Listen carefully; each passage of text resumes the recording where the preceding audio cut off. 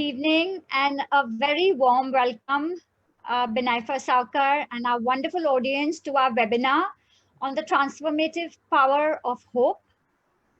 I can assure you, Binaifer will leave you filled with sparkling pearls of optimism and confidence as you maneuver yourself from day to day in this pandemic.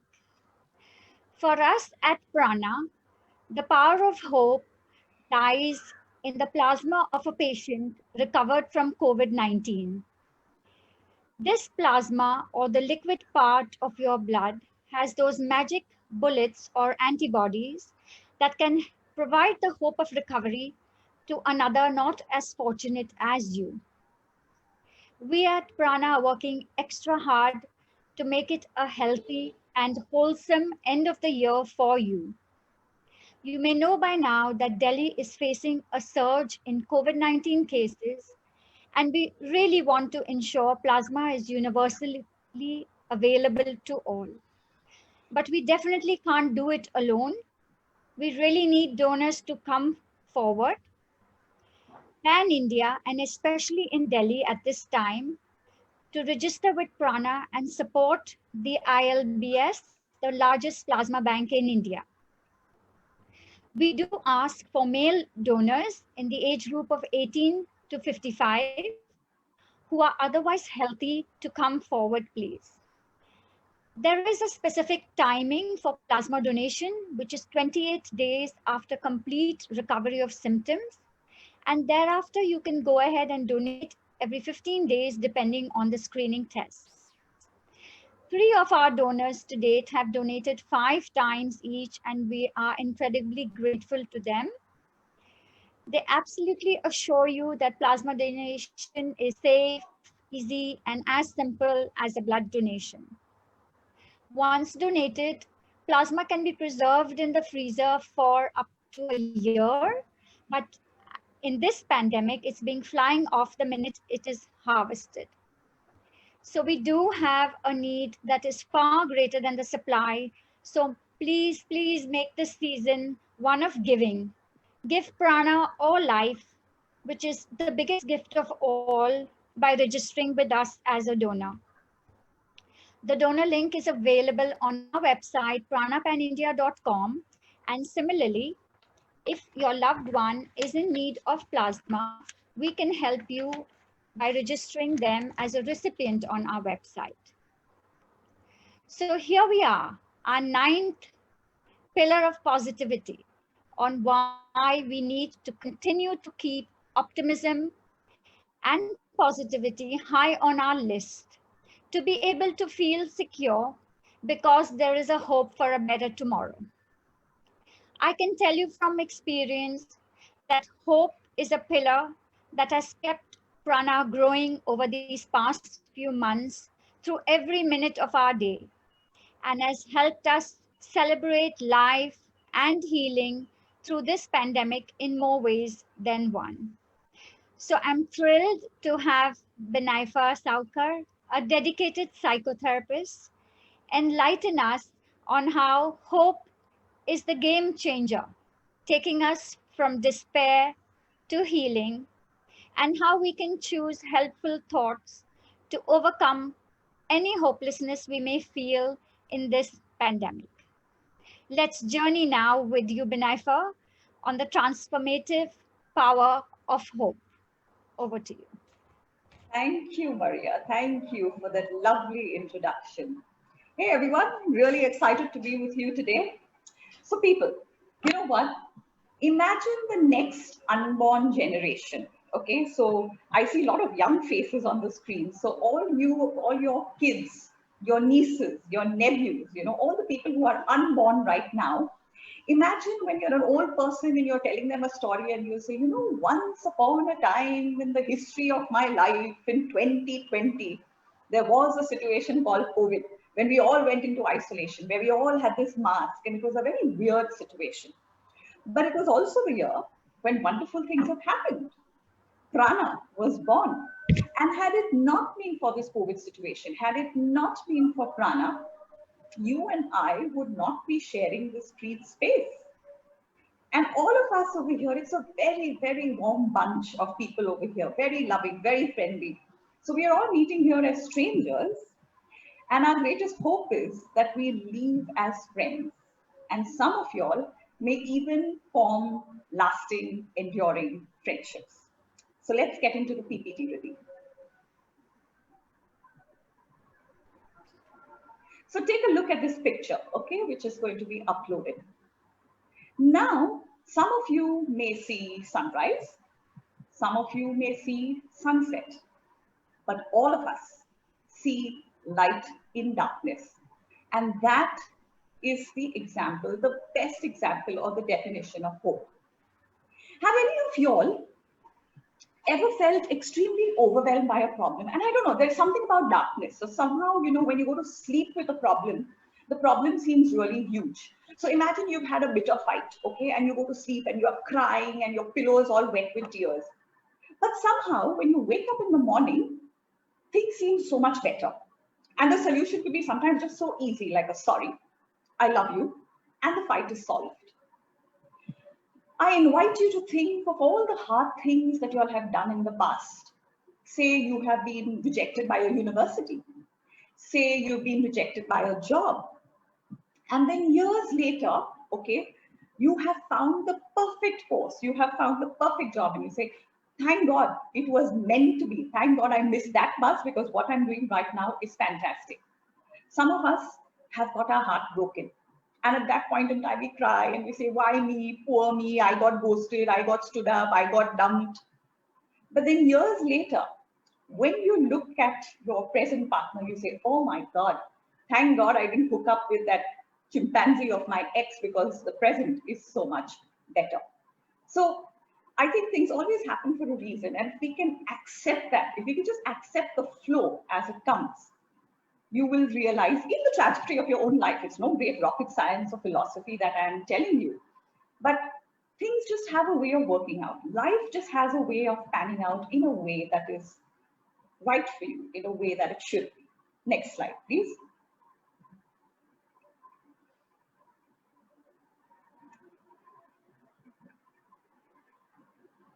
And before I move on, I want to say a very, very big thank you to all of you because you all have chosen to spend your time with me, and time is an extremely precious commodity. I know that the Friday of the 20th of November is never going to come back to you, and yet you have chosen to spend this time with me, and for that I'm extremely grateful. So thank you so much for listening to me, and I do hope that we have a great interaction at the end of the session when we will be having the Q&A. Next slide, please.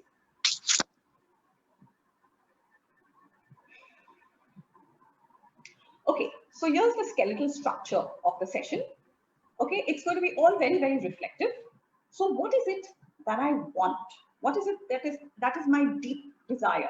Okay, and that's just at the surface level. And then we are going to deep dive, and you will realize that often what is at the surface and what you really want from your heart and soul are two different things.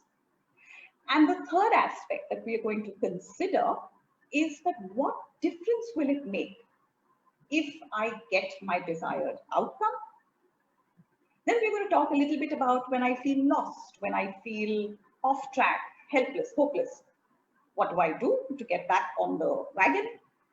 And finally, okay, we all have these grand plans, these paper plans, okay? So how will we convert those paper plans into reality? How will we convert our best hope to reality? So I hope that sounds good for you. And this is what we are aiming for in today's session. Next slide, please. Now, I want to engage with you for a very brief minute, okay, with a question, and I'd like you to text the answer. 1 word, 2 words, totally up to you, okay? Suppose if at the end of the session, you found something helpful, something useful, what difference would you notice about yourself? Can you please text the 1 word answer? Suppose, I repeat, suppose at the end of the session, if you found something helpful coming out of this, what would you notice different about you? So if you could just text your answer, and then Riddhi, perhaps you could read it out to me. Read along. Yes. attitude, calmer, more self-confidence, hopeful, happier, feel good, feeling more Nice, hopeful. nice. Yes. Excellent, excellent. Next slide, please. Very nice, very nice. Next slide, please. So I want you to think, now to begin with the first slide, what do I want? Okay. So I want you to think back, all of you, okay, do this exercise in your head. On the 31st of December 2019, all of you made a New Year resolution. You made a wish. I don't know why we make a wish when most times we don't even keep it. But you made a New Year resolution. Okay, so I want to be calmer, or I want to procrastinate less and become more organized, or I want to get thinner, fitter, whatever. Okay, you all made this New Year resolution. Here's my question for you to reflect. Here's my question for you to think about, okay? I think I won't ask for a volunteer, otherwise again my screen will go blank. So you'll just do this reflective exercise for yourself. My question is, suppose you woke up tomorrow, Saturday morning, and you found yourself becoming the best version of you. Whatever is your New Year resolution, you found yourself becoming the best version of you. What would you notice as different about you? So think, if I were to become the best version of myself, what would I notice that is different about it? Can I have a volunteer? Anybody, anyone who would, but that person will need to unmute so that, you know, I will talk to the volunteer, but in your head, you answer the questions in a way that fits in with you, okay? Sure. So can I have a volunteer, please?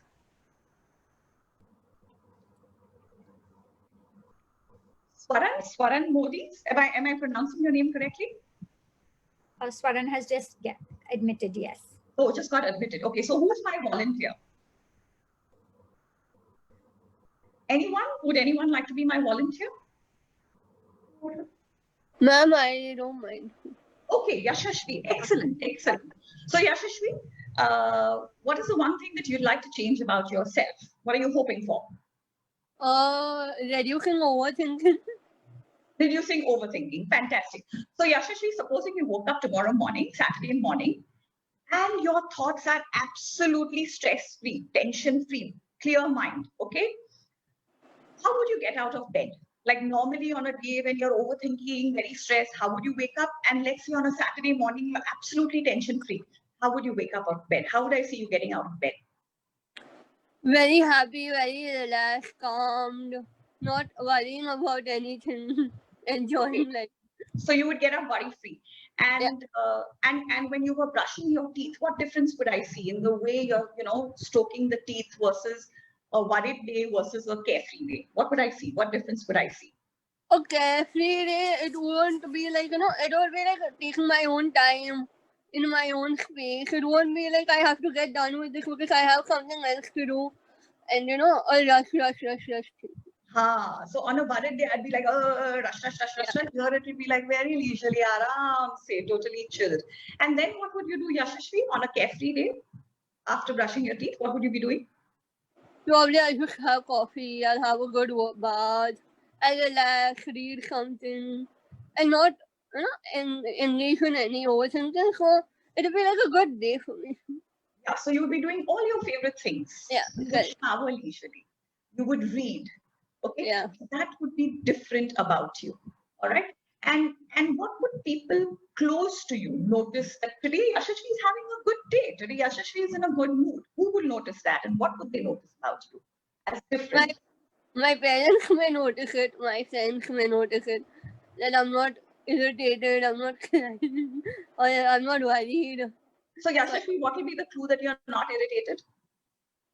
It'll be that my voice would be calmer. Okay, great. So, you know, yesterday I was speaking with someone, and she said, it's like those chick flicks, you know, where there is music playing and I'm dancing around. So the thing is that when on a day when you feel you're the best version of yourself, okay, the way you react on a day versus a day when you're extremely stressed out is completely different. I want you to further deep dive and think that what will the people close to me notice about these changes in myself? Like Yashashvi said, her parents, in your case, your spouse, even your pets. Your dogs, your cats, they can pick up your mood. Okay, so when you're in a foul mood, they'll stay away. Whereas versus, you know, when you're giving out that good vibe, your cat will come and rub itself. Your dog will go, you know, thwacking his tail onto you. So even pets can pick up that vibe. So the point is, our good mood, our bad mood, everything has a ripple effect on the people around us. So it all starts with a thought, okay? So if you think hopeful, if you think positive, it comes out in the behavior. That behavior, if you're having a crappy day, is going to reflect on the people around you. God help them. If you're having a good day, God bless them. It's going to reflect on them too. Next slide, please. So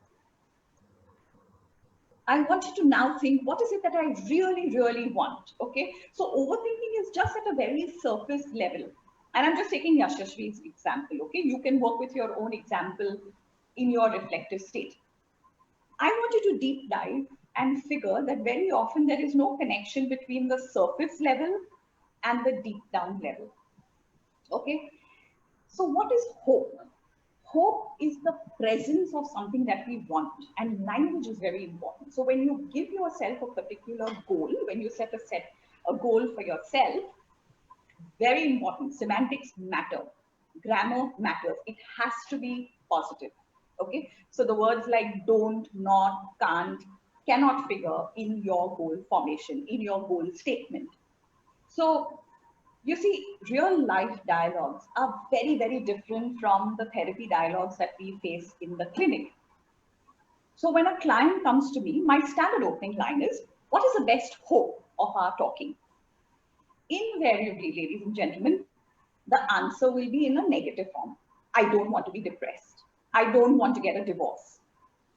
Now, that's not what I'm asking. I'm not asking what you don't want. I'm asking what is it that you want? So I have to tweak my question and I have to insert the word instead. What would you like instead? And then they say, oh, I'd like to be happier. I'd like to be calmer. I want to rekindle the spark in my marriage. And that's where we are headed. So real life is very different. I mean, in real life, would you go to a restaurant and say, tell the waiter, I don't want palak paneer? You would say, no, I want chicken tikka biryani. Or when you sit in a cab, you would tell the cab driver, I don't want to go to the station. You will say, take me to the airport. So in real life, we're very definitive. In real life, we know exactly where we want to go to. But in the therapy setting, when it comes to our own internal goal formation, totally the opposite. Okay, it's always in a very negative sentence. Okay, so if you must set a goal for yourself, it has to be in that positive language. And the last words in the PPT was that words really, really matter. The therapy that I do is a completely language-based approach. Words are game changers. Words are magical. The words that you tell yourself really, really matter. So if you stand in front of the mirror and say, awesome, that's how you will be. But if you look at yourself in the mirror and say, loser, duffer, that's the kind of vibe that you will emit. And that's the kind of person that you will portray yourself to be. So it all starts over here, okay? So words will determine your action. Next slide, please.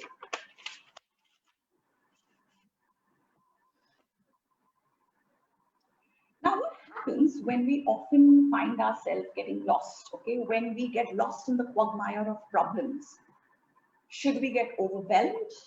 Do we let the problem distract us? No, because if, like what Yashashvi said, you know, overthinking, if you get into what if, ye bhi ho sakta hai, wo bhi ho sakta hai, it's like a vortex. It will go zzz, and it will just absorb you in that vortex. Easier said than done. Very, very important. How do you stay calm? By keeping your eye on the bullseye. Keep your focus on the task that needs to be done. So like you saw on this PPT, okay, the air stewardess was focusing on the oxygen mask. Imagine that the plane is going through turbulence, okay, and the mask has dropped and everybody is really scared and panicky. What is the air hostess doing first? She's first tending to herself. She's first putting the mask on her face. Because if she's not unconscious, how on earth is she going to assist the passengers? So in a crisis, okay, you need to keep your head extremely clear. Think about the pilot. He's not in the picture of the PPT, okay? But if the pilot goes, I'm all panicky, and if he goes all panic stricken, it's not going to be helpful, okay? So even when he feels that there is turbulent weather, he's lost signal, whatever, no matter how acute the problem is, no matter how grave the problem is, the pilot needs to stay calm. And he needs to rely on his long forgotten wisdom. He needs to remember all those hours he spent in flying school. He needs to remember all his experiences of landing manually in bad weather. And all those experiences come to the front because he's just focusing on the controls, and he lands the plane to safety. You all might have read this very touching story in the newspaper, about this Air India plane that crashed in Kerala somewhere a couple of months ago, And this pilot, he used his presence of mind, and he knew that he was going to go off the tarmac and he was going to go off the hill, but he kept circling and he kept emptying the fuel tank, and that's how the plane didn't catch fire. And although he died, the number of casualties were very, very less. So he used his presence of mind. He knew he was going to crash land, but he minimized the damage. Okay, how did he do that? By staying calm, by focusing on minimizing the damage to the best extent possible. Okay, so I hope this kind of makes sense to you. Okay, so don't let the problem, no matter how acute, no matter how pressing the deadline, no matter people going all crazy around you, you keep your calm and just focus on taking one step forward, one day forward, one problem at a time, one unit at a time. Okay, next slide, please.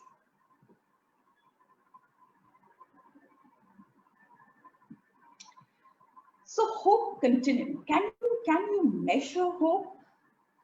You can have less hope, you can have more hope.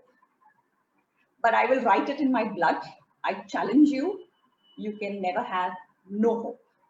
Even people who are hopeless, helpless, there is no such thing as hopeless. Even people who come to you and say, I've lost it and everything is hopeless, the fact that they are talking to you, the fact that they are engaging with you, means that there is some little spark of hope. Yeah, maybe that spark of hope is kind of buried in the debris of despair, but there is definitely hope. And I want to give you the analogy of a forest, okay? But before I get into forest, I want to share with you my terrarium, okay? I love gardening, so I went to this gardening workshop, okay? And this is a ketchup bottle. So in this gardening workshop, they gave us a ketchup bottle. We filled it up with soil and we filled it up with pebbles. And then with a branch, we made a little hole and we dropped this syngonium plant. 4 Sundays, I watered it. Then I put a wine cork on it, and that's it. And that's it. And for the last 3 years, this plant has been surviving. So an entire ecosystem is created in my ketchup bottle. No sunlight, no oxygen. I don't know how, but an entire ecosystem is surviving for the last 3 years with no watering, nothing, no sunbathing in this ketchup bottle. So if this miracle of hope can happen in my little closed terrarium, imagine the power of the forest. And in our limited tiny brains, we can't even imagine the ecosystem that exists in the deep forest. So there are birds, there are animals, there are all kinds of trees. And there are things that destroy the forest. Insects destroy the forest. Forest fires can destroy it, okay? But the forest regenerates itself, okay? So the forest composition can change. Say all these trees fall down because, I don't know, the woodcutters cut it, or some construction company wants to make a road and they cut it down, or a forest fire can destroy the forest, but it will regenerate itself. And the essence, the spirit of the fire, of the forest, will still remain the same. People who are in deep despair, people who are very anxious, people who have major chronic depression feel as if their roots have been cut off, feel as if there is no hope. But if you go along and you show them kindness, you show them compassion, you show them the alternate perspective, okay, new roots will generate. The essence of the person will remain the same, but the person will grow. So with nurturing, with love, okay, that person can flourish, can bloom, can survive and thrive. So that is what happens when you infuse hope with people. And Maria talked about gifting life. I would say gift hope. Infuse people with hope, saturate, just flood them with so much of hope, okay? Because that is what is going to make the world a much better place. Next slide, please. So remember, hope is always our anchor word, okay? And yeah, I know I've been talking a lot, so I'll go a little faster. How do you convert your best hope into reality? Okay, so here are a couple of techniques. The first is what we call as Goldilocks rule. You remember the Goldilocks story? Papa bear porridge, mama bear porridge, baby bear, okay? So the Goldilocks rule is basically when you have a massive problem in front of you, okay? How do you find the solutions? With baby little steps. So most of us like pizza, okay? So say if I give you a big 12-inch pizza, okay? And I say, Maria, here, take the pizza and finish it. Maria, do you like pizza? Just nod. Do you like pizza? Yeah, I love pizza. Oh, she loves pizza, okay. So Maria, if I give you 2 slices of pizza, the first one she'll eat, yum. And she'll eat the second one, and by the third one, she'll be, I can't finish it. But Maria, if I were to break it up and I say, Maria, have 2 slices for breakfast. Oops, this is not even connected. Sorry. Can you hear me? So I'll just take this off.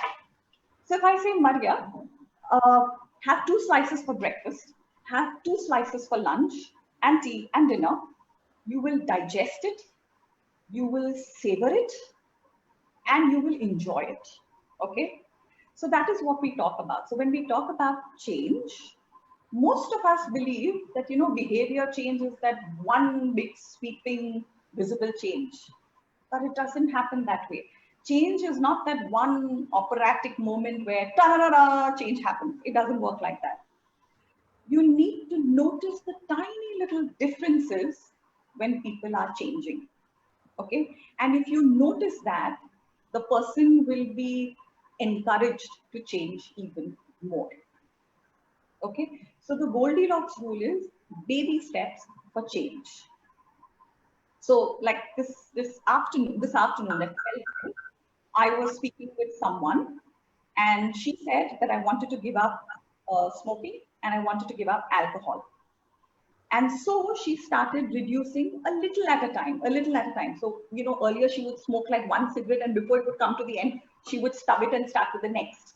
Now what she started doing is she started increasing the intervals.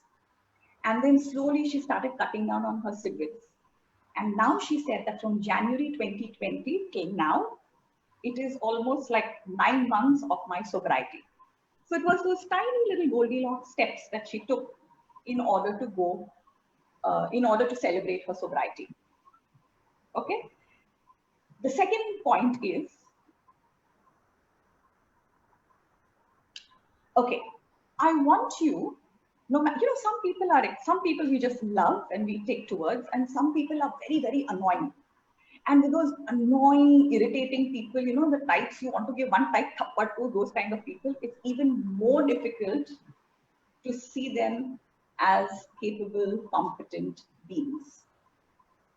I'm asking you to consider, no matter what, imagine that these are magic specs, okay, magic chashmas. And when I wear these specs, I view the person in front of me, no matter how stupid, no matter how incompetent, no matter what has been come to, these specs allow me to see the person with the lens of capability. So when you start seeing people as capable and competent, and I say, you got this, you can do it, that's how the person will respond. Next point, please. Vidhi, I think for this slide, you just stay at the slide, okay? Because I don't know this by heart. So So yeah, sweet. you just stay here. Just stay with the slide and just 3 more points to go. Okay, the third point, ladies and gentlemen, that I want you to consider is resilience. Sorry, we can't hear you. We've lost you. You lost me. Binaifer, we've lost you on sound, please. Okay, is this better? Is this better? Can you hear me? Prana, can you mum, please? Can you hear me now? Yeah. Okay, great, great. All right, everybody. Yes, Yes, thank we can hear her. Very nice, very nice. Okay. Resilience is the ability to fall down and bounce back. Okay, so we are all going to fall. We are all going to be defeated. We are all going to be broken. Okay, but are you just going to lie there rolling all, I'm dead, then helpless? Or are you going to bounce back? So resilience is the key to talking about hope. So think of the rapid, okay? Anybody has gone whitewater rafting? Or think of a rapid river, okay? The river just keeps going merrily along its way. And even when a big boulder comes in its way, it doesn't stop and say, oh my God, there's a big boulder, I need to stop.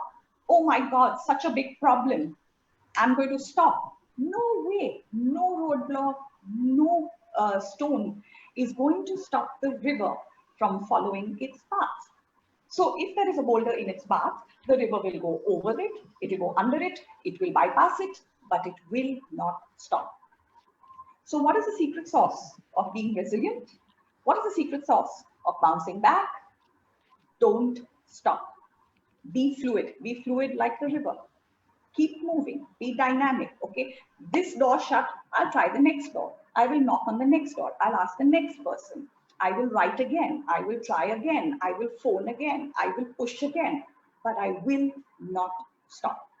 You stop, you be static, and that's the end of the game. You've lost your battle. So the key is, no matter how difficult it is, no matter how energy draining it is, no matter how exhausting it is, you don't stop. So as long as the heart is beating, you have to keep moving. Otherwise, you may as well roll over and play dead. The second last point is that you continuously must express what is over here. You have to bring it here. Because if you don't express and you do the opposite, you repress, what can happen? My favorite analogy is a pressure cooker. Okay, imagine if this valve, okay, if this valve was missing in the pressure cooker. Let's say that this outlet of steam didn't exist. Okay, it was just a closed chamber. The liquid in the cooker would just boil, and it would go boom, and it would explode. Not only would the cooker destroy itself, but it will even destroy the people around it. And this is what happens when you shut up.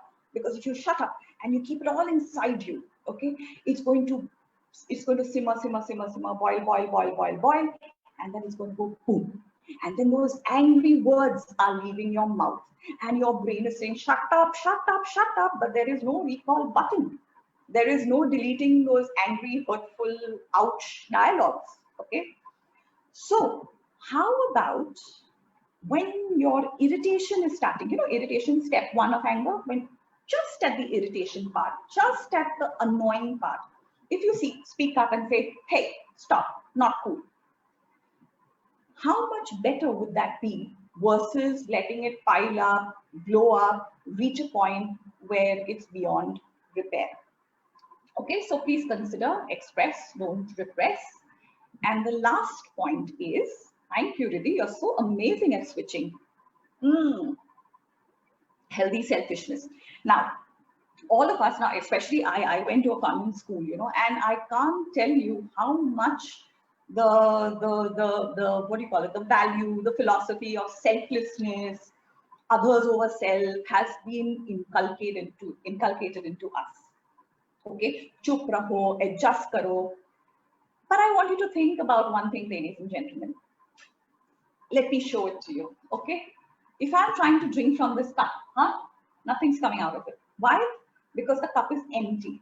So if my heart is empty, if my heart is devoid of hope, If my heart has been totally sucked out of energy by service to other people, how on earth am I supposed to spread the joy?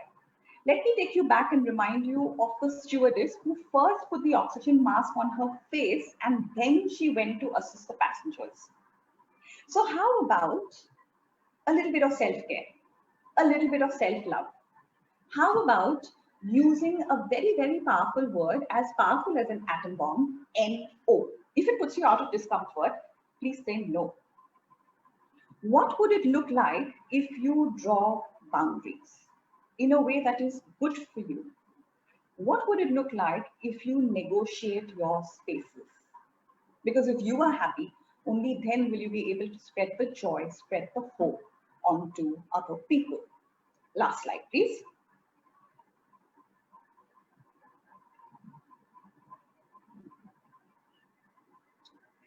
So this is the power of hope. Chris Ward is a medical psychiatrist. He works in a psychiatric hospital. And this is a very beautiful poem that he has said, where he said, "The night will turn to day, a butterfly will spread its wings, and the fear will fly away." Like I told you, everything looks so much nicer, so much more positive in the daytime. Like at night you go to sleep and you feel, oh my God, how am I going to deal with it? But in the morning, it's like hope, my sunrise. Our destination is our choice. Happiness is a choice, ladies and gentlemen. Hope is a choice. It's very easy to slit your wrist. It's very easy to slam your car into a building, okay? But to continue on that sharp incline requires a lot of strength. Let hope lead your way. Thank you very much, and I'm open to answering your questions.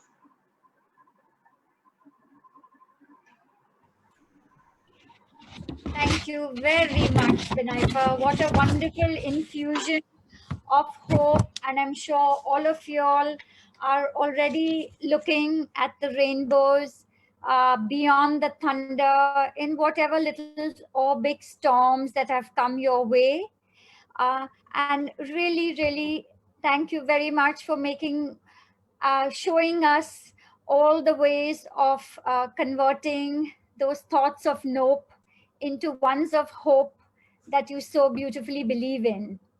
And again, from our personal experience with Prana since July, I cannot tell you how much this sense of hope has helped us from, finding a donor in the middle of the night for a recipient, or hand holding the recipient's family from a hospital bed while they get the bag, or even bringing this team together. We started with 4 of us and now we are close to 60. So hope has been a really big pillar for Prana to grow this big.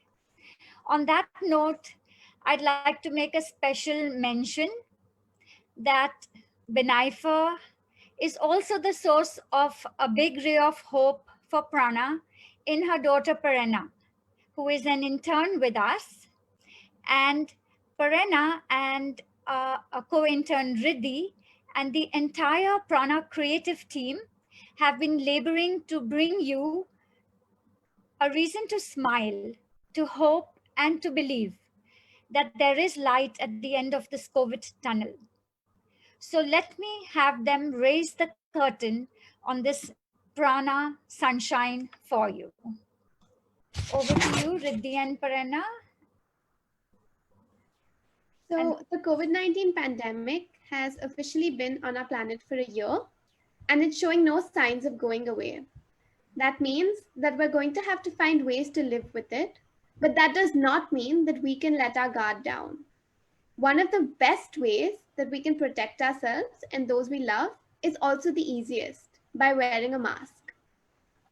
So time and again, research has highlighted the efficacy of masks. Projections for COVID-19 related deaths vary by tens of thousands, depending on just one factor. Will the population be wearing a mask? So as we enter the most festive time of the year, with cases on the upswing already in many, many places, it is important now more than ever to stay masked and not lose the progress we've made. And that is where you come in. So, in order to raise mask awareness, we're bringing to you the Prana Mask Challenge. We created this challenge as a reminder that while we may be tired of the pandemic, it's definitely not tired of us. We would love for you to take part in our challenge and encourage support for this incredibly simple act of wearing a mask that can genuinely save lives. So all you've got to do is post a video, a selfie, a reel, whatever your creativity permits, of you doing any favorite activity. So a chore or even just a selfie. Don't forget to mention the hashtag that Prana wears a mask. Tag Prana Pan India, nominate 5 of your friends to take on the channel as well. And if you have a private account or if you're not on Instagram, you can send this on Facebook or send us a screenshot. If you do not have any social media, you can send us a screenshot on WhatsApp and we can post your reel or your video or picture of you celebrating your mask. Thank you for helping Prana save more lives beyond plasma. Thank you so much, Prana, Riddhi. We are all really excited, and you must be too, to post that picture in a mask. Please do remember to tag Prana Pan India and also use the hashtag in the invitation, which is the Prana Mask Challenge. We will now be taking questions from the audience. Please do post them in the chat box. Good job, Team Prana. I mean, I don't know how you think about all these things. Amazing, amazing. Well done. I think the world needs more people like you all. Thank you so much. Giving so much of your time, so much of your expertise. I mean, I see the amount of time that you spend in your hot showers, you know, in your brainstorming sessions. It's fabulous. Well done. Thank you so much. And thank you so much for, I can't tell you, you know, I think hope remains top of the mind. It's 1 year down, and to be able to still believe in a better tomorrow. I think you gave us so many ways, and I really hope each and every one of you in the audience, you're going to take those pearls of wisdom home with you, and we throw it open for some questions, which I'm sure you have many of. Yeah, and listen, these are not pearls of wisdom. These are tried, tested, researched techniques, and they really, really work. Okay, so it's not me. It's like the labor of love of millions of psychologists who have solution-focused brief therapists who have put in this, and it really works. So try it out, guys. Try it out. So the first question, Binaifer, many people have lost their jobs in the pandemic. How should they internalize hope and find the light at the end of the tunnel? Yeah, that is true, that there have been a lot of economic losses. A lot of businesses have been hit. A lot of people have to still continue giving salary to people when there is no income that has been coming in. So, but I think what they need, you remember what I said, the air hostess, okay? So instead of focusing on, oh my God, the plane is going to crash. Oh my God, I'm going to go bankrupt. If you can just hang in there, and everybody has savings.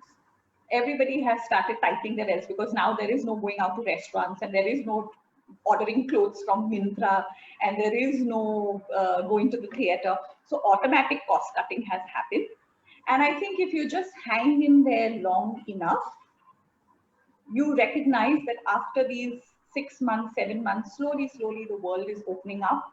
Jobs are opening up. The train services have started, and people are getting back into the phase. So I think the important thing to answer the question is that you must remember that it is a phase.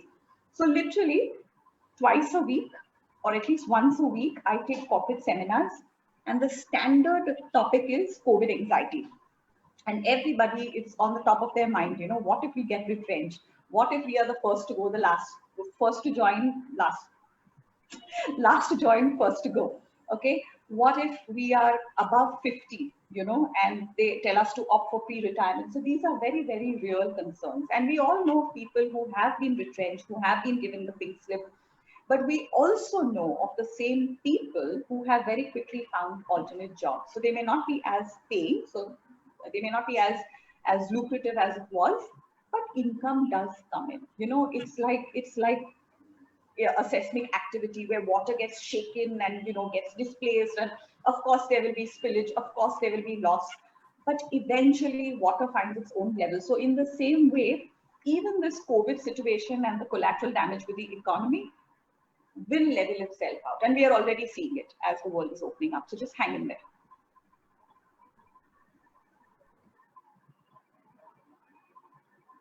Next question. How do we instill hope in young children during a time like this? I think it all starts with the adult. More than words, it is your own action. So I get invited by schools, and a lot of parents ask these questions. Oh, my child is so anxious.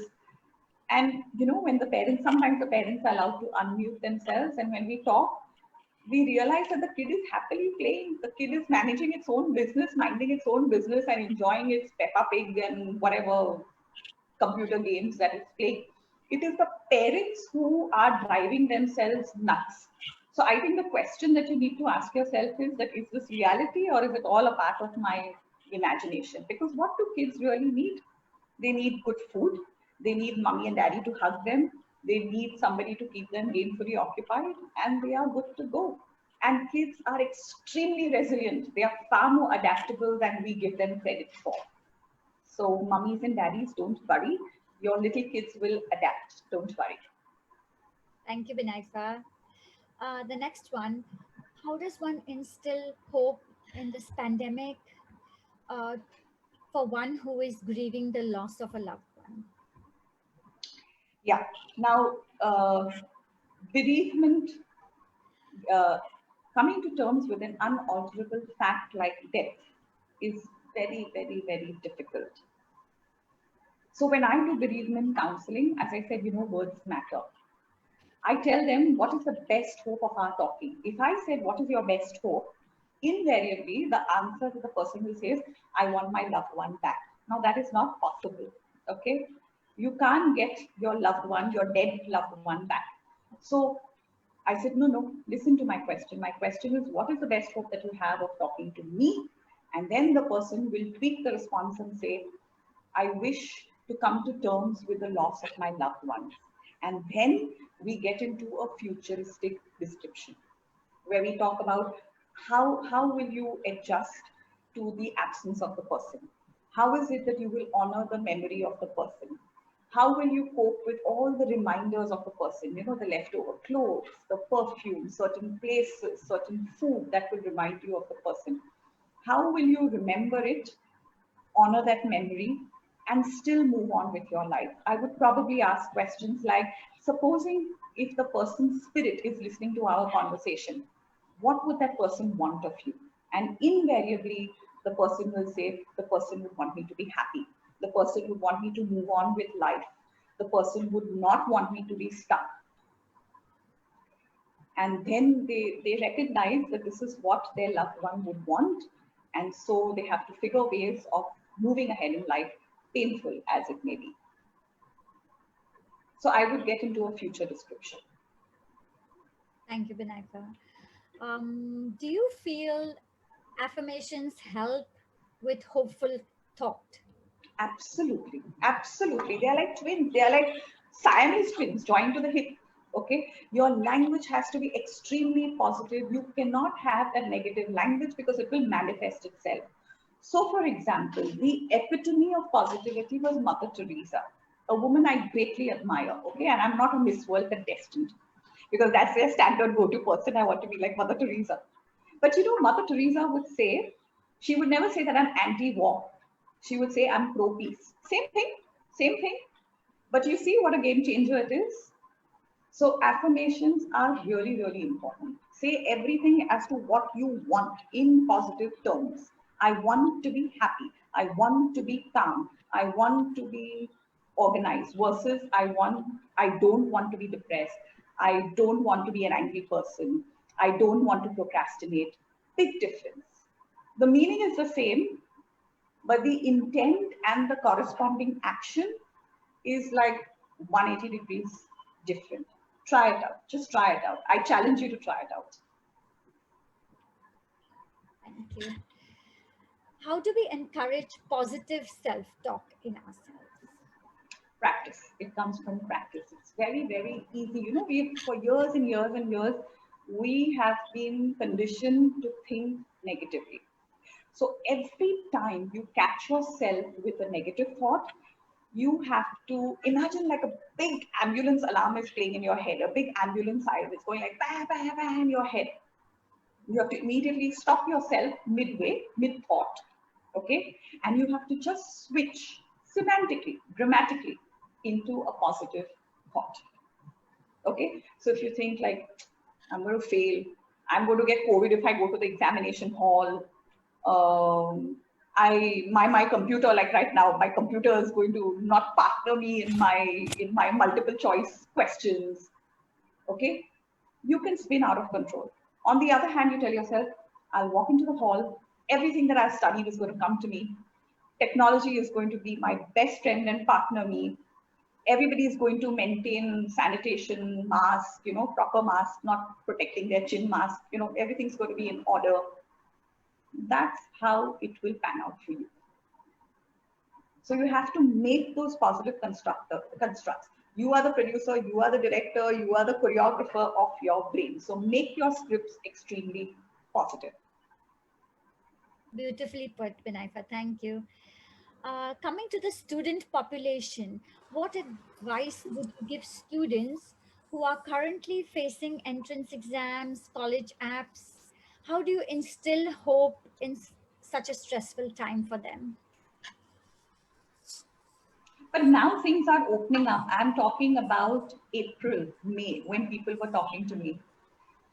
People were devastated, especially people who had applied for colleges abroad. You know, they got their uni acceptance, the university acceptance, and then there were no flights. And then the dollar rate changed. So your entire budgeting of your scholarship went haywire. Okay. And they were at the end of their tether. Some of them had suicidal ideation. But we just kept talking about the phase, that COVID is a phase. The way it came, it will exit. Eventually, something will open up, some vaccine, some cure, something will open up. So just hang in there. And true enough, in 5 months, in 6 months, these same people have gotten back to us and said, you know what, I'm flying out tonight. And not even those Vande Mataram flights, like affordable flights. And, you know, universities, so either they have continued their online, their first semester has been online. And now all these people are gradually flying out and I'm getting all these very happy WhatsApp messages that, you know, we are settling in and we are forming friends and we are forming very strong friendships, you know, whether you are in a Bangalore university or a Canadian university, because everybody is so stressed and tense that you become like one big family. So in fact, there is this great sense of bonhomie and brotherhood, sisterhood in the campus. So it's all working very well. Lovely. Yes, we do know of students going back, and yet quite a number of students who've opted to just take a gap year and stay safe at home. So as you rightly said, it's a phase. Look at options and pick the best one that's applicable at the time. And, you know, even gap year, Maria, thank you for that clue. Because, you know, I mean, you're so young, you're kids, you're at the, I mean, you know, you're going to live to be like 90 plus, God bless you all. One gap year in your entire trajectory of life, what difference does it make? What are you all crying about? In fact, relax, chill, enjoy yourself. Take it as a sabbatical, because once you start working, you'll be working like dogs, you know, then you will crave for that clear year. So enjoy, it's fine. Gap year is fine. So true, so true. How do we encourage positive self-talk in ourselves? I just told you, with practice, because the more you practice, the more you catch yourself with a negative talk. The minute you use something which is self-defeating, and you know what, the brain is incapable of having a positive thought and a negative thought going parallel. Impossible. Okay, but you see, the brain is hardwired in a way because of our limbic system, where we keep circling into the negative spirals. It's like an echo chamber, it just goes round and round. So but the positive voice is also there, but the positive voice is like a whisper. It's hard, it's very, very hard. But the choice to pump up the volume of that positive voice is yours to make. And the more you practice it, and the more you give credence, and the more you shine the spotlight on the positive voice in your head, your own dialogue. I'm not saying some Babaji Sadhu's dialogue. Okay, I'm saying in your head there is a positive voice, there's a negative voice. Pay attention to the positive voice, feed that positive voice, and voila, you're good to go. Thank you, Binaifer. Do you feel forgiveness and hope go hand in hand? No, no. I mean, I have a very different perspective. A lot of us have been taught to forgive and forget, but there are times when it is very, very hard to forget. Sometimes it is impossible to forgive. Okay, so think about the person who got cheated by the business partner, okay, and has started their bank balance with zero. Think about a partner who has been, talk about infidelity, okay, in a marriage. How do you forgive that person? Okay, maybe you can never forget that until your dying day, but you still have to live with that person. So instead of let it go, because you can't, okay, how about just let it be? So for your own sanity, for your own peace of mind, you just park that hurt aside, because you still have to live with that person. Okay, so you park that horrible incident aside and you just bypass it and you move ahead in a way that is right for you. So let's say if you have a cheating spouse or a partner, okay, you will say, okay, let's get on with the relationship. Let's give it a second chance, third chance, whatever. Okay, but you will not go snooping into the phone and you will not do all that kind of snoopiness, but you will keep your antenna up. You would be foolish to just go like a blindly trusting person. I hope that makes sense. So like a guarded forgiveness is what Yeah, yeah. So we are not Jesus Christ, we are not Mahatma Gandhi to forgive and forget. I think if you just move in a way that is good for you, even if it is to begin with a functional relationship until you gradually warm up, until the opposite person has earned your trust, I think that's good enough. And it's okay. It's okay not to forgive and forget, because you're protecting your personhood. Right. How do we instill hope in the families of the COVID-19 warriors, especially the doctors on the front line? Yeah, I really, really salute them, you know. And I don't think it is for us to, I don't know, they are just made of a different DNA. So it's just the sense of duty, you know, they are like the pilots. Like we have to land the plane to safety, we have to look after the patient safety first. So it's always been like patients first. And the amazing stories you hear, you know, where they're wearing those PPE suits and they have the mask and they have the shield and they're sweating and they can't even wipe their sweat. They have some of them who are older people like me, you know, who can't control their bladder for a long time, are wearing diapers. There are women who are taking birth control pills so that they don't get their periods. I mean, their motivation level is so high. I don't. So I mean, at the most, you can just applaud them, just salute them, and notice. As I said, notice the difference. Just keep noticing and saying bravo, well done. I think that's all we do, because they're anyway. If the question is how do you motivate them, they don't need motivation. There is tremendous self-drive. Their self-drive is 101 out of 100. So it's a pretty redundant question to say, how do we motivate the doctors? And this is despite their shitty work conditions. This is despite them not getting salaries for 3 months at a stretch. I don't know how they continue. How do you instill hope in someone who has lost the will to live? With suicidal ideation. Yes. Okay. So whether it is hopelessness, whether it is suicidal ideation, when people come and they say, I have nothing worth living for, or say 30th November, I'm just randomly taking a number. 30th November is my birthday and I'm going to kill myself on my birthday. Okay.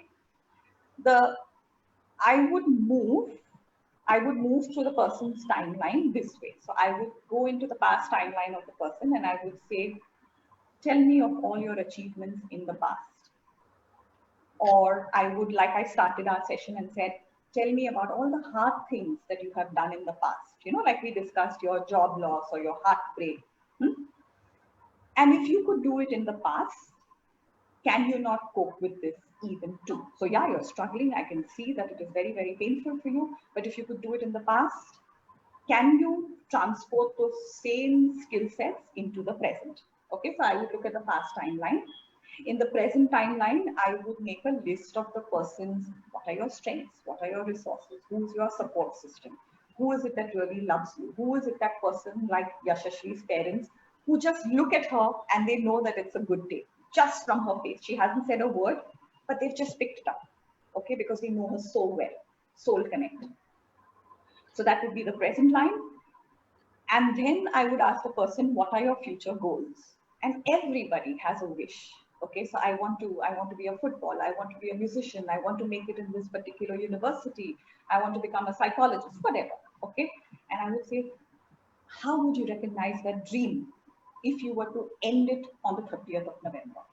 So I would go through all those timelines, look at the challenges of the past, look at the skill sets, resources of the present, look at the future focus, have a future focused conversation. And that's how the person would say, okay, it's worth looking at tomorrow's sunrise. Beautiful, really beautiful. And I'm sure you've kind of answered in this through the previous question, the next one, which is, would you say hope brings in healing? Absolutely. Holding hope, giving hope, definitely. Both, both. What would you say to those who cannot achieve their dreams due to financial reasons? Find an alternate. You know, when one door shuts, it sounds very cliched, but there has to be choices. There has to be alternatives. And maybe it was not meant to be. You know, I think what we don't recognize is that maybe it was not meant to be. And what comes up next, you know, opportunity comes knocking at your door. And if you open the door and you let it in and you welcome it and you build on it, you realize like, wow, this is what I was meant for. How many of us have been, you know, thrown out of a particular job, and at that point you think like, oh, poor me. But thank God you were kicked on your complacent bottom, otherwise you wouldn't have gone out and sought something, you know, started your own business or got into a better organization, a better paying organization.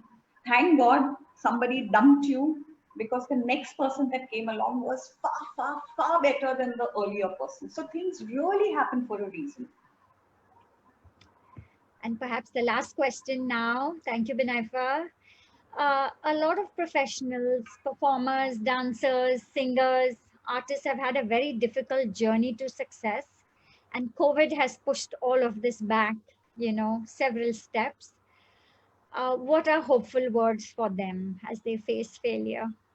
You know, Maria, in April, I had done a session with theater artists, spot boys, dancers, singers, choreographers, because they are starving. And the theater is not going to open. Cinemas have opened, but theater is not going to open for a long time.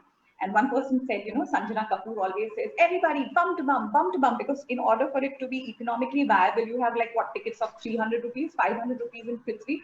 So the only way it is viable is everybody is kind of squished in together. Now with social distancing, that's not going to happen. And if everybody is going to be 50% or 30% of the theater capacity, it's not going to be financially viable.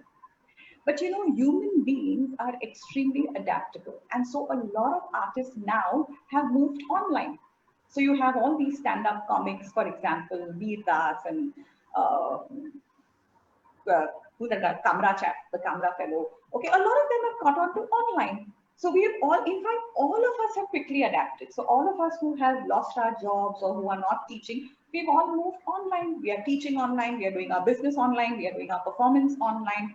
So that's what I said. When one alternative is shut for you, you find the other and you find the other. So that's what we human beings are good at. We are good at adapting. Thank you so much, Binaifer. And I hope You all have been enthused with Binaifer's presentation, and also got a little dose of fun by participating in our mask challenge, which will help to save lives with this absolutely incredibly simple way of staying safe.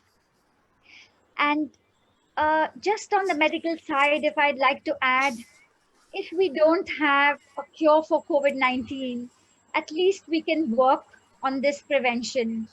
So, each and every one of you and all of your loved ones, please always stay masked when you leave a safe space.